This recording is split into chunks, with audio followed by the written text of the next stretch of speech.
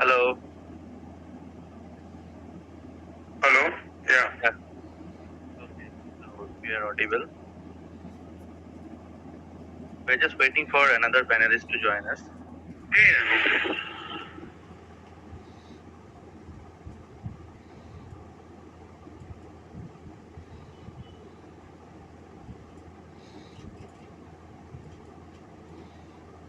Hello, Vishwajit. Yes. Good afternoon. Am I audible? Yes, yes, you're audible.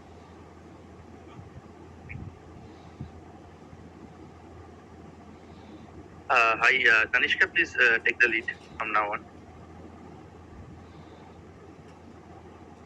Yes, sir, thank you. So, a very good afternoon. Let the second panelist join. Sucharanda has not joined yet, and then you can go ahead. I mean, I'm just saying to take Okay, the lead. okay. Sure, sir. Yeah, he's here.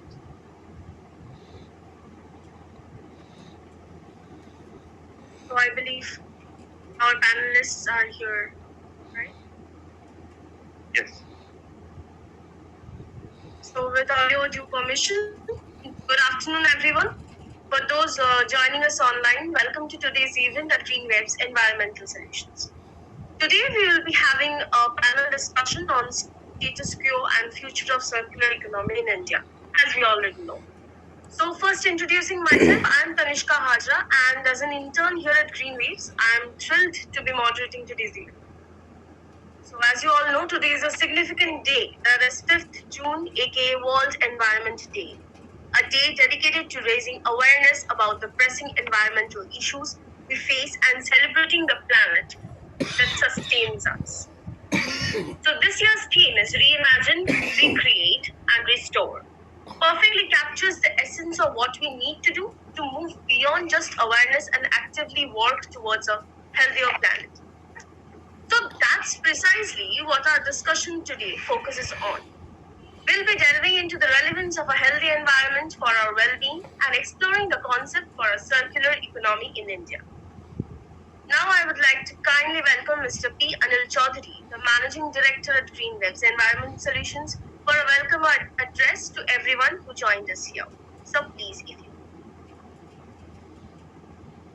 Hi, everybody, and this is Anil Chaudhary. And welcome to the panel discussion. And the, the theme of for the event is circular economy. And that the recycling of waste, and we also made eco products like a loop stick, eco pencils, steel pencils, and all that very effectively.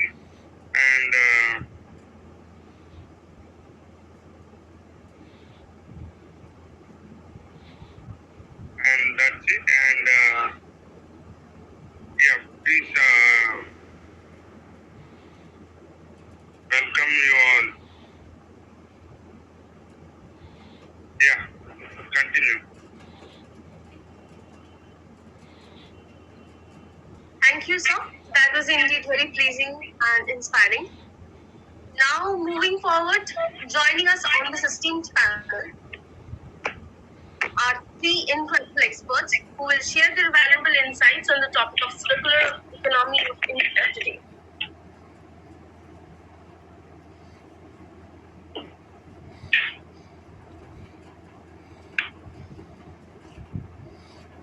Yep. So, with that, today we have Dr. Shiladitya Ghosh as our first esteemed panelist. Dr. Shiladitya Ghosh is currently working as an assistant professor in the Amity Institute of Biotechnology, Amity University, Kolkata.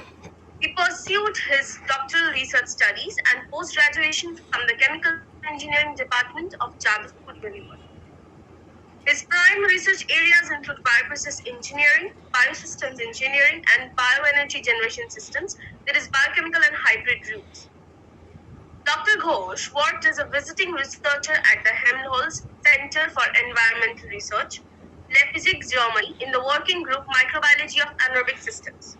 He has published more than 20 research articles and book chapters on bioenergy production systems in different journals of international books and has published 2 international patents to his credit.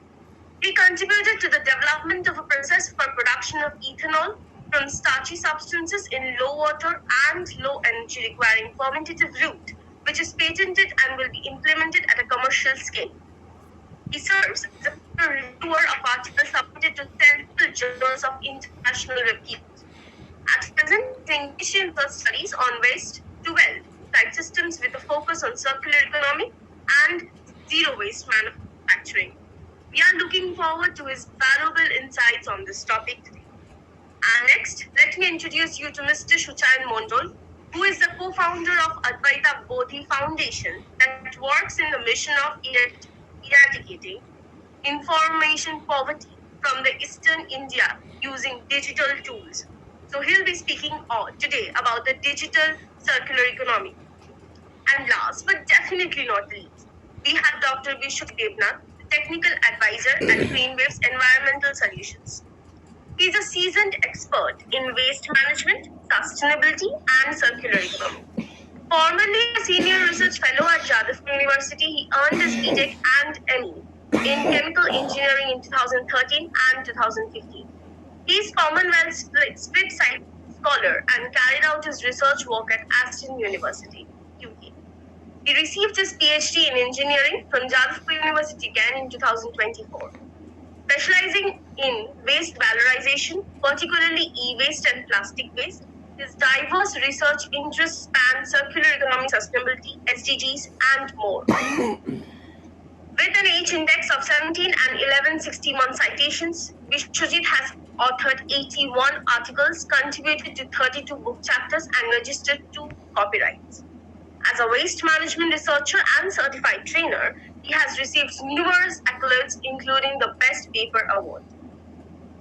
Engaging in international collaborations and contributing to renowned academic journals, he co-edited 3 books on e-waste management and co-created La Stena, Kolkata's pioneering site Capstone. Dr. Vishnu also serves as a software sustainability consultant for national and international clients. With that, we are really eager to hear from all of them and anticipate gleaning valuable insights from our forthcoming discussion. Now, before we begin the discussion, I want to take a moment to acknowledge the incredible work each of you does in advocating for environmental sustainability. And also, I would like to present a small video, introduction video about Greenwaves. So let me just share my screen. Please let me know if my screen is visible. Just a moment. I think we can skip the video for the later part since one of the panelists will be leaving. So can we just go ahead with the discussion right now? Yes, sir, sure. So we'll be sharing the Greenwaves introduction later on. So moving forward, now without further ado, let's get into the most awaited, that is the discussion. So moving forward to the first question, as we know, so the ISO 59000 family of standards has been published a couple of weeks back, right? So this includes number 1, the ISO 59004 2024 Circular Economy, that is on vocabulary, principles, and guidance for implementation. And number 2 would be ISO 59010 2024 Circular Economy, that is on guidance on the transition of business models and value networks. And the number 3 one, the ISO 59020 2024 Circular Economy, that is on measuring and assessing circulatory performance. So this is the most talked about thing nowadays among the circular economy experts.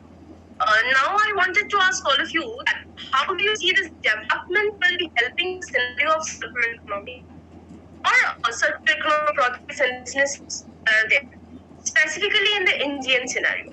I would rather request valuable insights from all of you on this topic.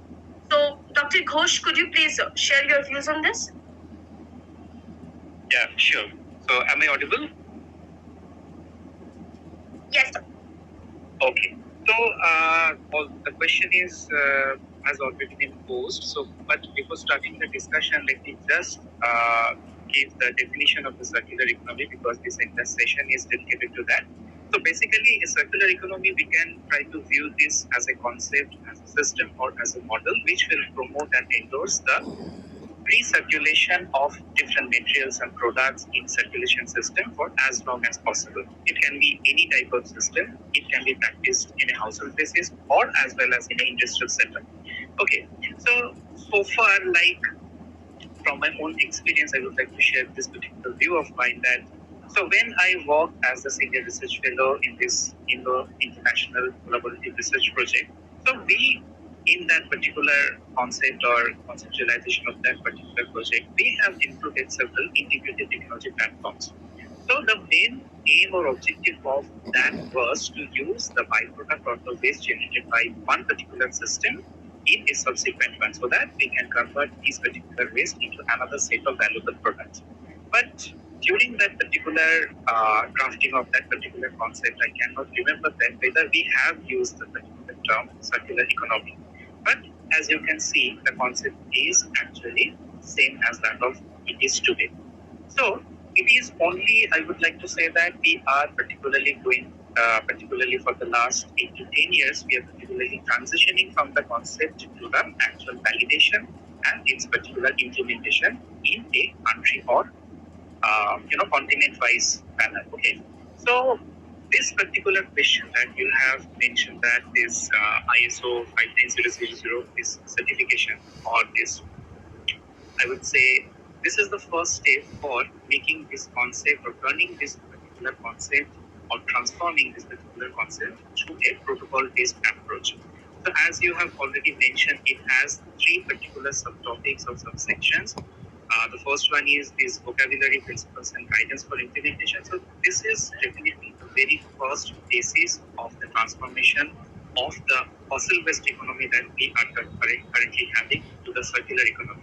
So until and unless we are not having the specific guidelines and the specific scientific or technological principles to practice something, we won't be able to take this or make this transformation as a large scale. So this is definitely indeed very, very important for or as the first step towards a strategic planning and implementation. And the second to success, like the guidelines on the transition of business models and value networks, definitely these are very, very important in the country level. Because until and unless we are having the catalog or the full spectrum of the information available to us that what are the industries that is currently active in India, in the central or the regional parts, and what are the value of the contribution they are making towards the overall Indian economy, we cannot proceed further. So the business models are definitely very, very important. And definitely the last one or the third one is even more important because until and unless we are measuring the readiness level of the technologies that we are planning to impose on the existing platforms to convert the present practice from the fossil-based economy to the circular economy and the assessment of circularity that to what extent things are actually possible to be implemented in a particular industrial setup, we cannot proceed further. So definitely, I would say that this is a very, very important step and it has been taken in a very, very timely manner because from this 2024 onwards, after this G20 summit and the Global Biofuel Alliance, India is actually positioning itself into the front runners or the front panel of the circular economy marathon. Okay. So this is my view. Thank you so much, sir, for your enlightening perspective. It is really, truly illuminating and genuinely greatly appreciated. So, with that, I believe Dr. Ghosh has already mentioned some amazing points, but I would like to know your point of view on this matter, Dr. Ghosh. Please, Yeah, thank you. So I think Dr. Ghosh has encompassed the whole breadth of the ISO standards.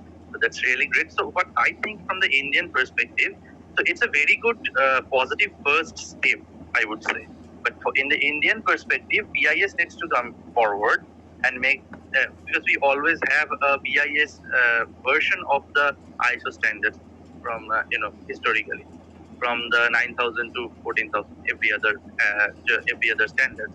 So I think BIS should come forward and have Indian versions and make this, make these standards available to all of us. And also, other than these three standards, two more standards are under in the draft format, which I'm aware of.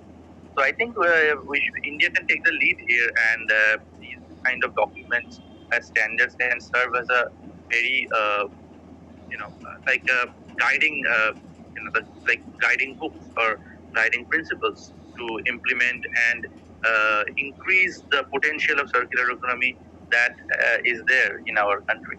So that's my perspective.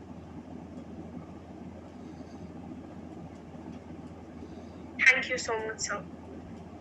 Thank you so much for addressing the questions with such clarity and insight. That was indeed very enriching. Now, coming to one of the most important aspects of circular economy, that is digital circular economy that we have already established. Mr. Mongul, I would like to know from you that what do you think that how can digital technologies be leveraged to promote a more circular economy in India, especially considering factors like accessibility, affordability, and digital literacy? So, if you please. Hello, thank you for having me here, and thank you for this opportunity. And Dr. Ghosh, it was really enlightening to hear your views on circular economy. Now, Tanishka, if we to address the digital technologies, we as an organization, a social enterprise, we work in a basically enabling information through using digital tools. So we hold workshops across school, colleges, rural, villages, centers, the CSC centers everywhere to train youth on digital technologies and how that can be leveraged. And one way to do that is to give more and more people access to digital tools that include smartphones, computers, as well as the internet. As you know, smartphone penetration in India has gone a long way since the revolution of cheaper internet plans and all. So that has really helped us. But the problem that we really face is in the urban India, there's a very I won't say wrong concept, but people tend to buy like a capitalist mindset to buy more to consume more, and then these e-waste generally they are just there doing nothing. Where like people like us and a lot of our recyclers come in, and what we offer is making digital tools affordable for the masses. And so digital solutions need to be cheaper, economical. That is one way to solve this problem. And there are a lot of government subsidies, public-private partnerships already involved. However, e-cycling is one of the major way we can go forward. So if you know, there are organizations which are helping us do this recycling of the e-waste. So that is done through where you have your old computers or smartphones. You can drop it to any nearby. So we have more than 350 centers in West Bengal where you can deposit this e-waste, and these are collected. These are they go through a very quality check process, and then again redistributed to the people who need them the most. And through this, we have created more than 1 lakh beneficiaries who have got these e-waste, supposedly e-waste, and now these are treasures for them. So that is comes to the affordability. Now, accessibility, if we talk about expanding internet access to rural and remote areas is very crucial. So government already has plans like BharatNet, which is similar to US Starlink, to connect every village with high-speed internet. And I think ensuring everyone to participate in the digital economy is accessibility is the key. And this definitely allows for the widespread of digital platforms for sustainable practices. And coming to digital literacy, government has a program called PMG Disha, which are designed to educate millions of using digital tools effectively. So more effectively, people can use these digital tools. They can also understand the value of circular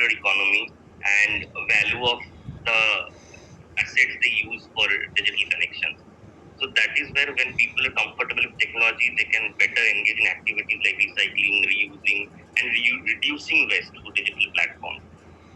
So that is one of the key ways to do so. So yes, so that's I think my point from. Yes, sir. Thank you so much. Your responses have been very enlightening, sir. So thank you so much for sharing your expertise with us. Now, Dr. Devnath, regarding what you have just said earlier about the Indian perspective circular economy, and also Mr. Mondol also mentioned about the e-waste and the e-waste cycling. I wanted to know that what do you think are the most significant challenges that India faces in implementing effective circular economic practices for maybe plastic and e-waste management? So, and how can this be overcome? Like, if you could kindly share your views on that. Okay. Uh, so that's a really challenging question, I would say. So India actually we have all the elements to implement circular economy, and historically, this term circular economy may not be in our culture, but the essence of circular economy has been always in our culture, because the basics of this circular economy, the like reusing and recycling and all this stuff, we have been doing this for centuries. So, and there are ample examples there. For example, reusing your finished bottle of jam to keep stored something, starting from as simple as something that, and you scale it up to a large things. So you can see that it's nothing new in our country. So we already have the essence. Maybe we need a little bit more of awareness and a little bit more of uh, you know proper implementation of the laws and the rules that we have, so that we can make things work. And as correctly mentioned about a few initiatives taken by the government of India by my fellow panelists just before me. So I think these are the things which we can look into to increase the possibility of exploring what else circular economy has to offer. Other than that, as I have mentioned, that ISO standards are there, so BIS need to come forward with these things, and so that these things can be actually channelized in a proper way to make things work. And another good thing is that happened to India is the inclusion of extended producer responsibility in the waste management sector, specifically e-waste and plastic waste. So EPR came with lots of advantages and a few disadvantages as well. So let me speak of the advantages mostly. So it actually helped to streamline the collection process. Lots of other things came into the picture as well during the operational phase. But EPR is something that comes from the concept comes from West and the Western world, and and it's quite popular, and it's quite successful there. Now we need to tailor EPR based on our culture, based on our needs. So I think that's another approach government should be taking, to have a specific rule on EPR only, and so that many other waste can come under one umbrella. So that will help in streamlining many waste streams. And another big issue is with the plastic waste. Now, when we say plastic, there are lots of different types of plastic. So, in my opinion, we should change the term to polymeric waste rather than calling it plastic waste, so that we can include a wide array of products in that, and we can take technology-based approach towards eradicating or treating these waste streams, and try to recover resources as much as possible. So, yeah, policy implementation, of course. Number two, we need to redefine a few things based on our culture and how we operate, because everything that's successful in the West may not be successful here. And the third thing is we need to take technology-based approach, and we need to be financing projects based on technology or upcoming technologies which can actually help us in recovering the materials from these what we call urban mining. So from this urban waste. That's my take. Sir, thank you so much. Well, your answers have been incredibly helpful and insightful, Dr. So, thank you for contributing your knowledge to our discussion. Now, as we were speaking of e-wastes and e-waste cycling, we again come back to where we left regarding the of circular economy. So, Mr. Monroe, I'm very eager to learn about and the waste as that in what ways do you see the digital circular economy intersecting with the other sectors such as manufacturing, logistics, and consumer behavior? And what can be the potential benefits of these intersections for sustainability and economic growth in India? So, if you could please speak. Right. To address the 3 points that you mentioned, manufacturing, logistics, and what was the other point you were mentioning? Consumer behavior. Right. I'd like to start with logistics first, because India is a vast country, and thanks to e-commerce and everything, so we are accessible across most of the pin code these days. And logistics is one of the primary pillars that need to be super efficient to ensure each and every service, be it government, be it consumer products, everything can reach to the beneficiaries directly. So logistics is all about efficiency, as we know. Now, smart sensors, GPS tracking definitely help in optimizing delivery routes, cutting down fuel consumption and emissions. And this is where digital can help a lot. So imagine like delivery trucks always taking the best routes and blockchain technology, ensuring transparency in the supply chain, the way they do it with FedEx in the US. So if you know the FedEx trucks in US, they never have a left turn because the rights are always free and the trucks don't have a right to, and they always go on the right. So that is one of a physical feature they have added, but we can definitely change it a lot in Indian context using blockchain and to ensure the supply transparency in the supply chain. Apart from that, now if we talk to the manufacturing, again, digital tools like Internet of Things are already in play to enhance manufacturing. Automation is coming a great way. Be it any kind of any product that we can imagine today are gone through automation, as basic as spices or a salt. So these allowing IoTs to allow machines to talk to each other and optimizing operations, and definitely that helps in reducing the waste. And I think that is where the factories can also predict what kind of e-waste needs to be recycled and how things need to be done. And consumer play a huge role. Digital platforms can educate, engage in sustainable practices. We have different kinds of apps that help us to track carbon footprints, finding nearest recycling, e-waste recycling centers. There are a lot of startups and impact-worthy brands like Ashify and all working together in this space. There are online marketplaces encouraging e-waste recycling. So definitely a lot of change happening we can see in the impact way of the e-waste. So yeah, for sustainability, I think we get less waste, lower emission, and smarter resources to use. Yeah. Yes, sir. Thank you so much. That was really like you answered the question with very clearly, and every word was very thoughtful. Provided with it was very enlightening. So thank you so much. So now moving forward with Dr. Ghosh, like regarding the circular bioeconomy aspect, I wanted to know your point of view on a specific matter. There is how can India leverage its agricultural and biological resources to create a sustainable circular bioeconomy? And like, what policies and practices for this transformation? Yeah, sure.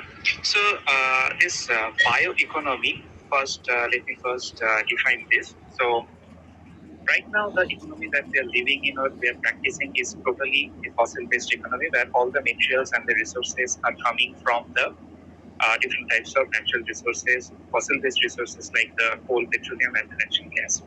So the bioeconomy, but at the same time, the use of such fossil-based fuels for the production of different products and materials is very, very detrimental to the environment because it leads to the emission of lots of different greenhouse gases as well as some other noxious gases, and particulate emission is definitely also there. So, from the perspective of the environmental protection point of view, this circular economy was preceded by the concept of the bioeconomy. So the bioeconomy suggests that, or the bioeconomy is telling that we should move our focus or the point of usage from the fossil-based ones to the bio-based ones, where all the energy resources as well as the materials will be resourced from the different biological materials. So that is the concept of bioeconomy, and that is the best alternative of the fossil-based economy that can lead to the protection and conservation of the environment. And this circular economy is the concept that can be equally practiced in the current fossil-based economy as well as in the upcoming bioeconomy. So, with respect to that, that being said, that the bio-based materials are going to be the main feedstock or the main resources for the bioeconomy. So, in the circular bioeconomy, definitely the agro waste or the agricultural waste are going to be the biggest source or resource of the feedstocks that is going to fuel the entire bioeconomy or the transition from the fossil-based economy to the bioeconomy. So, again, from the personal experience, I could say that, like 4 or 5 years back, when we were implementing this Bangladesh project, we did some rural surveys. So, and we visited some agricultural fields where this rice cultivation was done. So, it's a seasonal practice, and that is known to all of us. So, and generally, in a year, 3 rounds of rice are sowed and cultivated, and there is not much of time left before one season is to the another one or the next one. But right after the harvesting and the processing of one particular session, there will be huge amount of the generation of the agricultural waste, and before that can be particularly managed in a resourceful manner, the next session of the agricultural cycle is coming. So the farmers are not having much of options to manage or tackle this huge amount of volume of this agricultural waste. So the easiest of the option they can take is to set fire on this stubble of the straws and burn it to the ground. And then they are using this ash for the soil amendment and all that purpose. But this particular practice, which is very, very common in different parts of India, rural India, is very, very detrimentally harmful for the environment.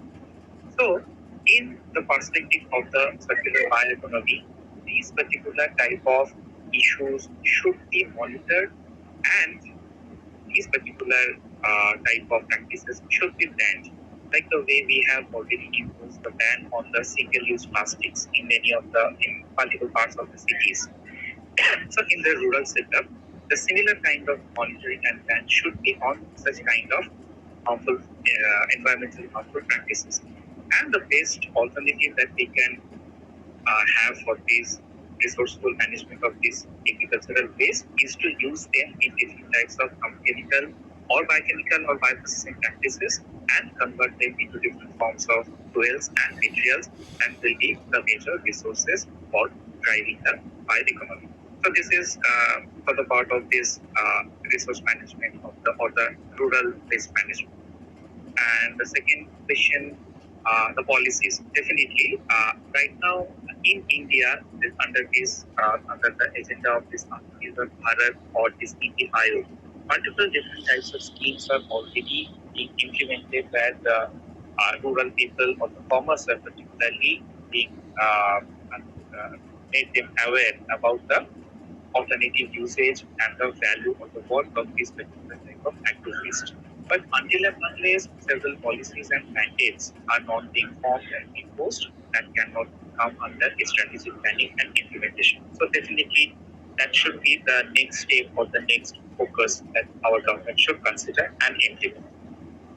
But definitely some steps are already being initiated, and that is already bringing in several good impacts, or the first set of results are already there, which are sustainable, appearing sustainable, but should be ensured through the policy making and this implementation.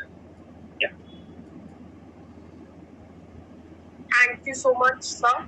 I appreciate the depth and expertise in your answers. But, sir, like as you have already covered all the most important topics and aspects, I would like to add one more question that given the diverse agricultural landscape of India, Yes. how do you envision the integration of circular bioeconomic principles into farming practice? And what role can small scale farmers play in this transition? Okay. So definitely, this is going to be the biggest challenge for Indian setup, where the fraction of the rural to urban population is 70 to 30. So we can say that if 70% of our population is depending on the agricultural practices or practicing that, so definitely that is a very powerful sector that will drive the transformation from the fossil-based economy to the circular economy or bioeconomy. So, like in the beginning, I already mentioned that this practice of circular economy needs process integration, where you are integrating multiple different processes in a sequential manner so that your ultimate waste generation can be nullified or can be minimized. At the same time, your resource to product conversion efficiency is maximized. So, for this, to answer this particular question, I think we can consider the technology that is going to be considered for the conversion of the waste to the specific set of products in the center. And that can be a chemical process, that can be any mechanical process, or that can be a bioprocess. And then we should focus on the feedstocks or the sources of the feedstocks, and that is coming from the agricultural sector or the agricultural practice. So, if we want to make this linear economic practice to the into the circularized form or circular form, then we must think about some of the reintegration of some of the end products of these conversion processes back to the agricultural practice. So, like in the thermal conversion processes, we generate different types of carbonaceous products like the biochar. And when we are performing this anaerobic digestion, a significant fraction of the solid waste still remains unconverted in the reactor, and that appears as the solid part of the digestive. And both of these particular things we can consider to be integrated in the agricultural practice either as the soil amendment or as the very good biological or biologically processed fertilizer. So that this can be a simple way to view how these entire processes can be connected. Now, when we want to integrate these particular type of products or the technologically produced products into the rural practices, then first of all we should induce or we should endorse some sort of awareness. We have to make realize the farmers that these particular products are better than the inorganic fertilizers, which are again sometimes very harmful for the environment. And but at the same time, they are very good for the for endorsing or promoting the growth of the plants. So this has to be validated through several models where we will show them actually that these can be the best or environmentally alternatives of the current materials or the chemicals that are currently in use. So such type of validation practices should be there, and that should be model based, and that should be implemented in the rural practices. Then only we will be able to encourage the small scale farmers or the agricultural practitioners into this network of circular economy.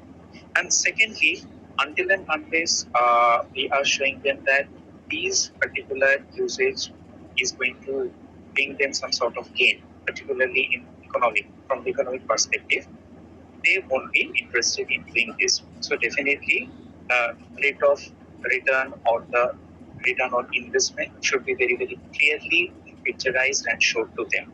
Then only our circular economy efforts are going to be complete from all the corners of our country. So that is my take on this. Thank you so much, Dr. Ghosh. That was really thoughtful and well articulated. Like that was very informative. Thank you so much. Thank you. Now, as we have been speaking about this e-waste and plastic and all the ever increasing risk of those, and the waste management schemes, and then the circular economy. Like with all of that, I would like to come to Dr. Devnath. Doctor, could you could you please highlight some successful case studies or initiatives that are taken in India that have effectively integrated circular economy principles in plastic and e-waste management? And like also what lessons can we learn from this experience? If you could highlight on that point. Yeah, thank you for this question. So, first of all, I would like to clear one misconception that's there, and it is that circular economy is equal to recycling. Now, that's a very narrow perspective to look at circular economy, because recycling is just one of the many things that circular economy offers us.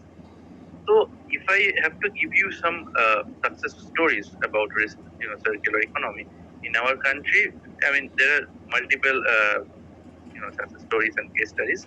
But since you were talking about plastic waste, I would give the example of the vertical gardens.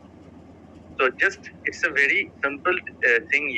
Very simple thing. They used plastic bottles to plant trees, and they hang them on the wall. So it looks it's hanging. It's vertical. It's a vertical garden. And now you will say where circular economy is here. So basically, circular economy, as I said, it's not just recycling.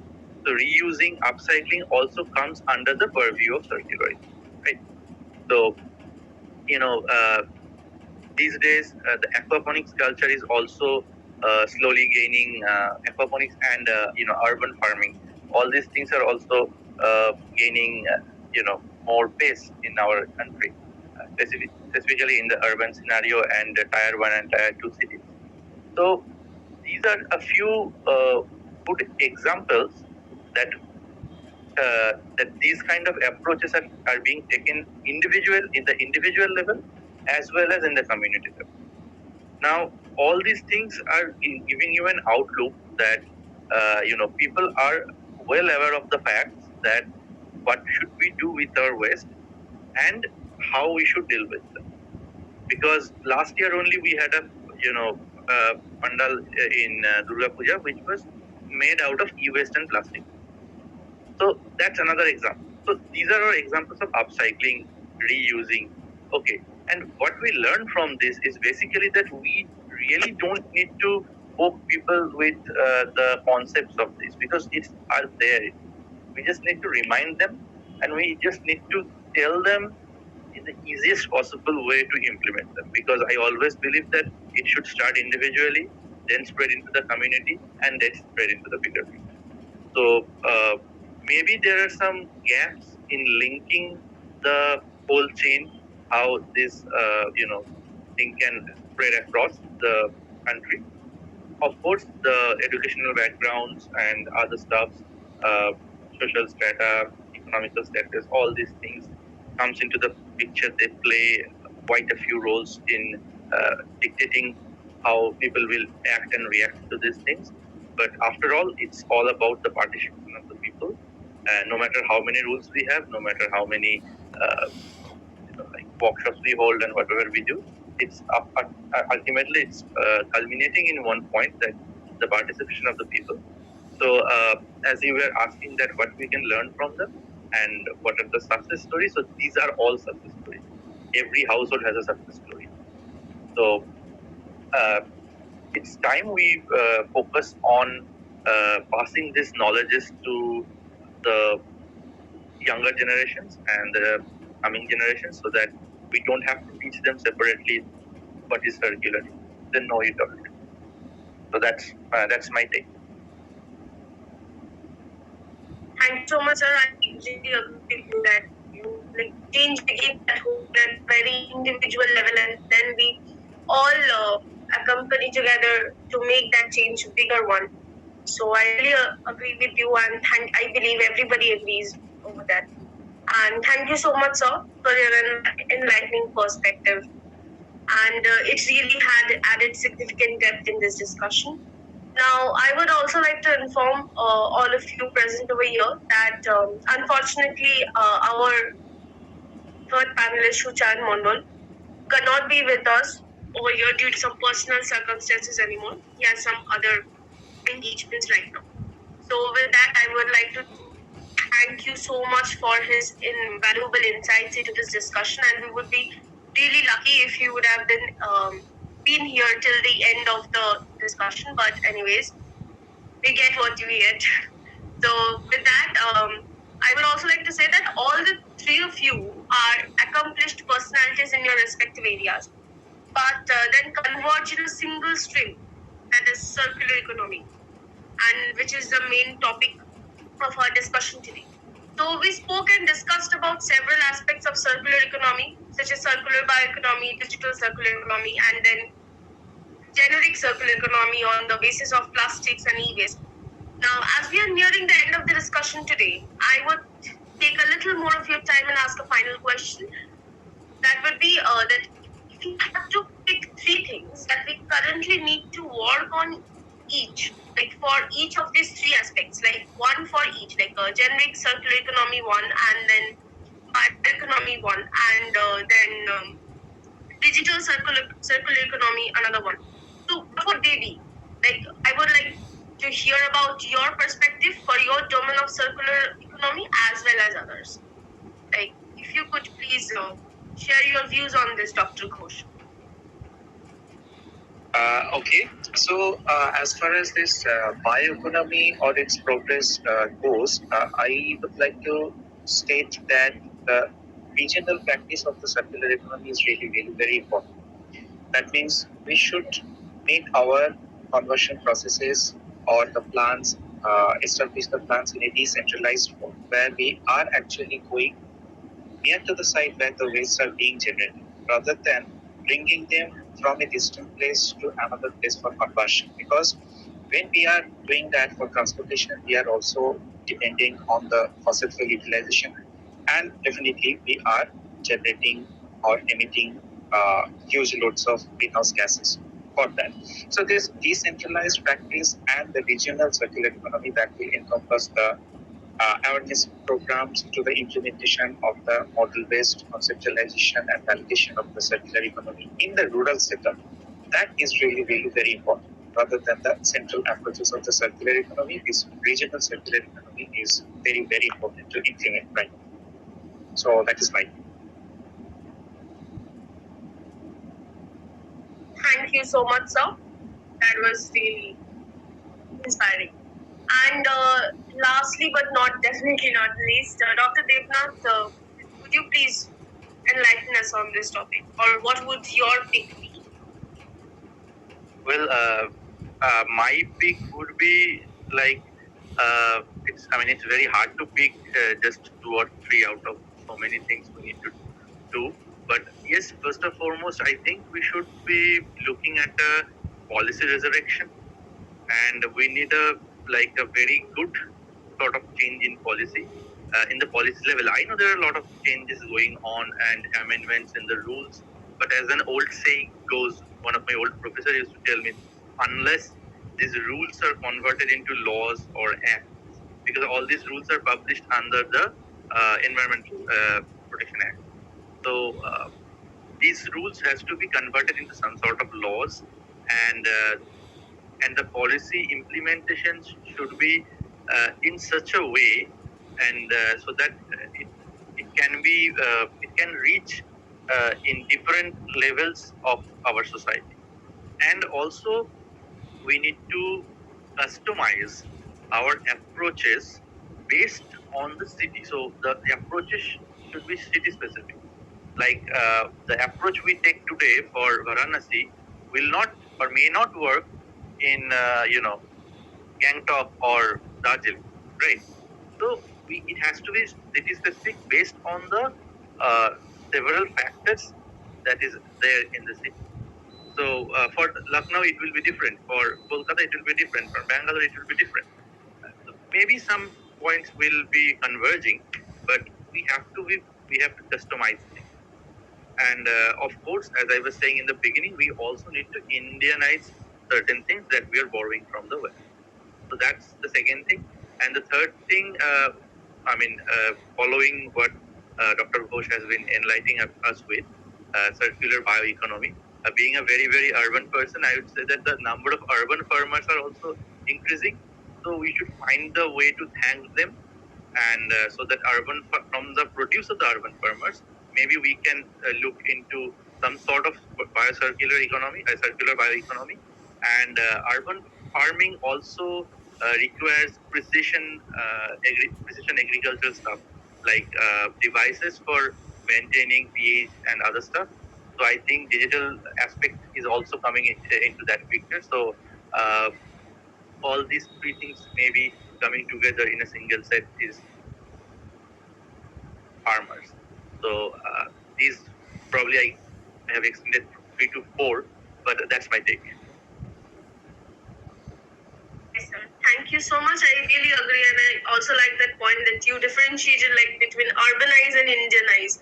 Like people commonly confuse between take urbanization as Americanization.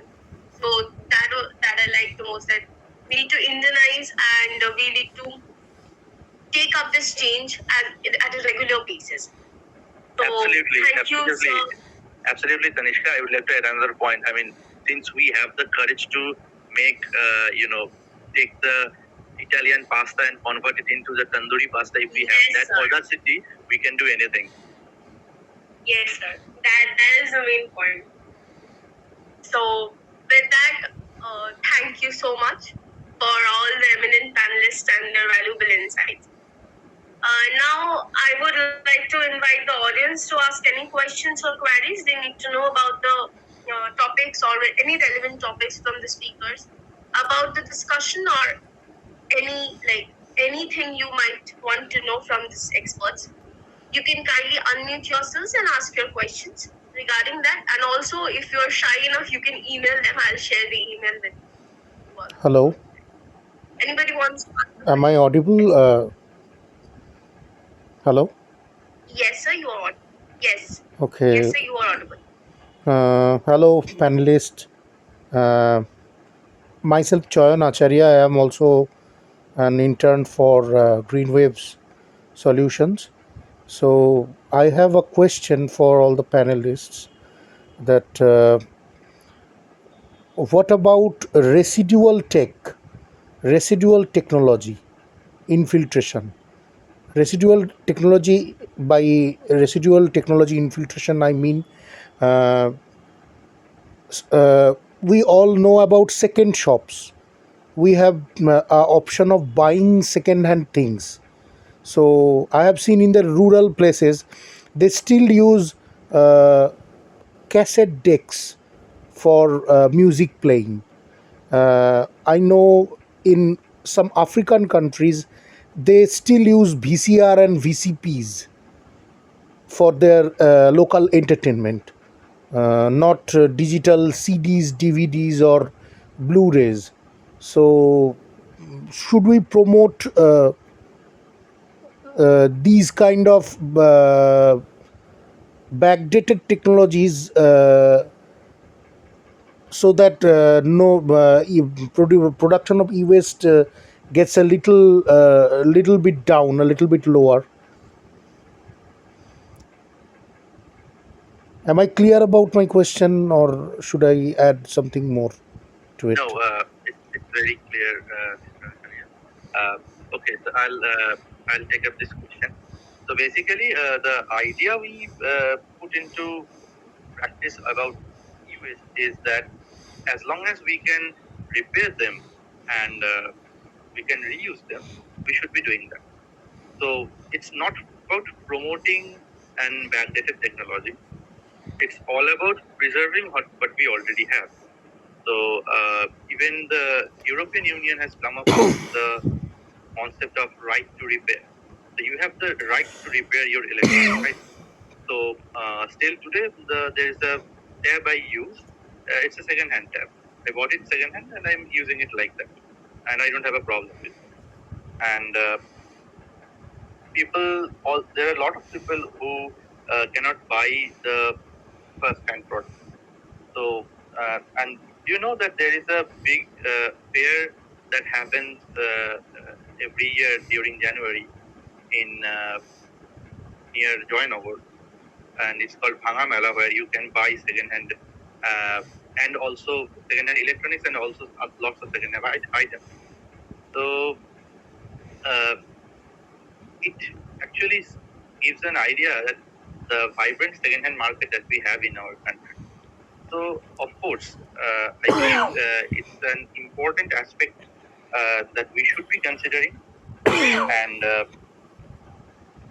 like as much as possible, we should repair and refurbish.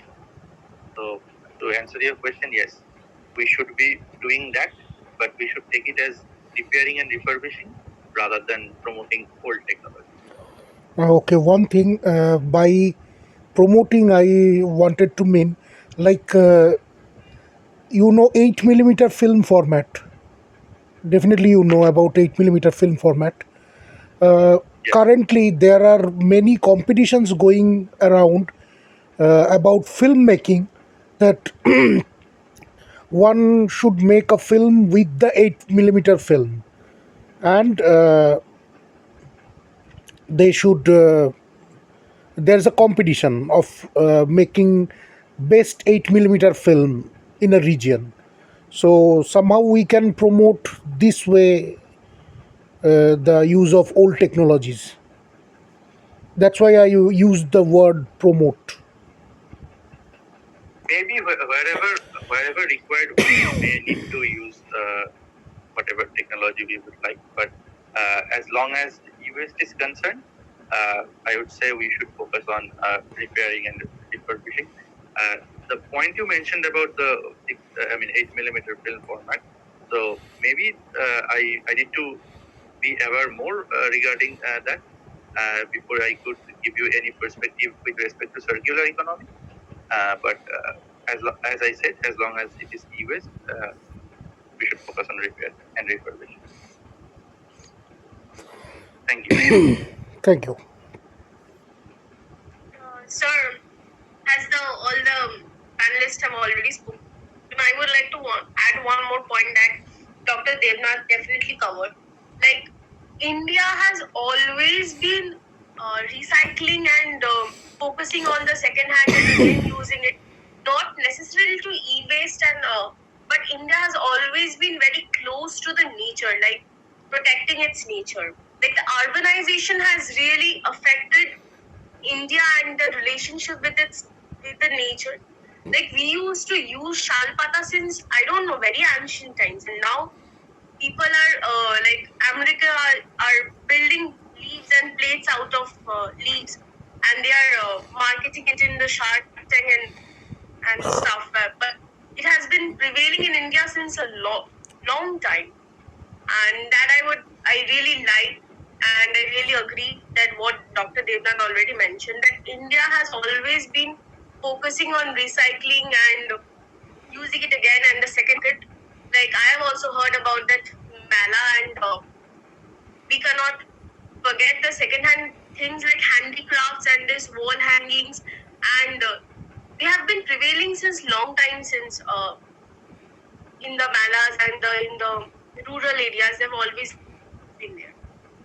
Yeah, just to add, I would like to direct one thing to Dr. Ghosh. Like, since you mentioned Shalpata, so I'd like to direct this to Dr. Ghosh that should we not think about including these things as well into the circular bioeconomy, like reusing agricultural resources in whatever way possible, like making stuff with the Arakanat plates and all those stuff. I think there is no need to reintroduce this particular or these particular types of things because they are already under use. Okay, this shalpata or this Varanasi Muslim made dishes, they are already available in our market. And definitely it's a new thing for some other countries, or they are revisualizing this as a new element to their market. But for us, it is there for centuries, as you said, and definitely we are still using it. Okay, and right now in many of the functions and the events, people are preferring some biodegradable plates over these styrofoam ones or the other ones that are not so sustainable. Okay, so I would say that it's definitely in use already. And what I can add to this is after they have been used, they cannot be washed and reused again. So that particular waste that can be picked and that can be converted to something uh, different or sort of a product that will be another set of value-added product through the specific technologies, either thermochemical or the biochemical ones. That particular aspect should be there and should be considered and implemented under the spectrum of the circular economy approaches. So definitely, there is some points that we should think or rethink and should consider. That's great. So we somewhere agree to one single point. Definitely. Whatever type of circular economy practice, I think in the beginning, as I said, that it can be implemented to existing platform as well as definitely for the ones that are upcoming. So circular economy is the present and definitely it is going to be the future of all the consumption production based sectors. So there's no doubt in that. Perfect. Thank you so much, everybody. I would like really to extend my heartfelt gratitude to all the distinguished panelists, speakers, and attendees who contributed to the success of this insightful gathering. So, on the closing note, the Green Waves Environmental Solutions, who are hosting this event, I would like to introduce you to Green Waves, and I would like to present a small video of what Green Waves is and what makes Green Waves. So, with that, allow me to present me my screen. It's just a small video of maybe a few minutes.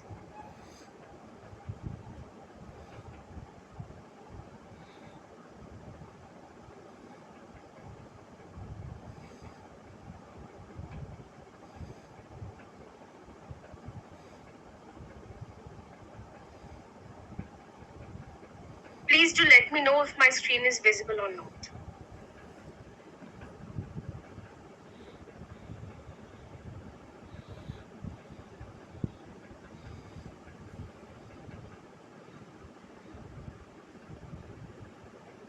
Yeah, it's visible.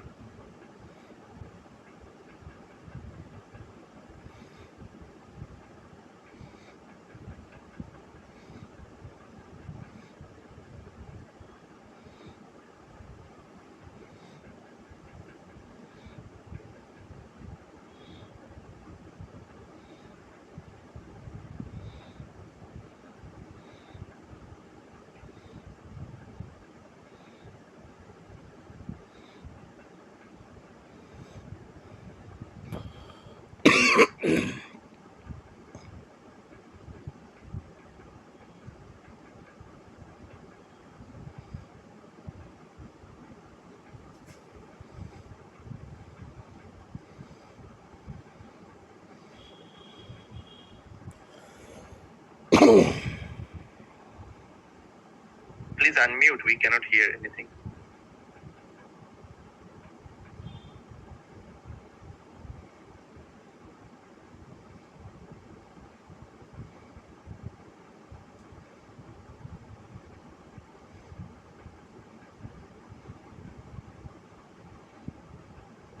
I think the audio is off.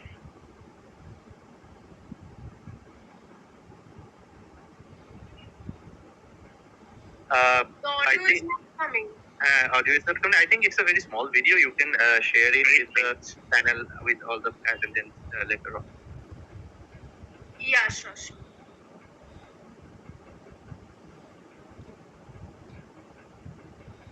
Am I audible? Yes, you're audible. Yes.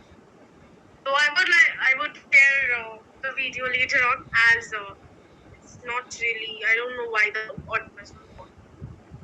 So with that, I would like to extend my heartfelt gratitude to all the panelists and to the audience. Your expertise and thought-provoking insights on the topic were really helpful. Thanks to our rapporteur, Mr. Chayan Acharya, intern at Green Waves Environmental Solutions. And finally, thank you to the lovely audience for your active participation, thoughtful questions, and engagement, which have enriched our discussion. Your presence signifies a shared commitment to creating a circular, regenerative India. And happy Environmental Day, guys. Thank With you that, I very would like much. to end the meeting. Thank you so much for joining. Thank you, everyone.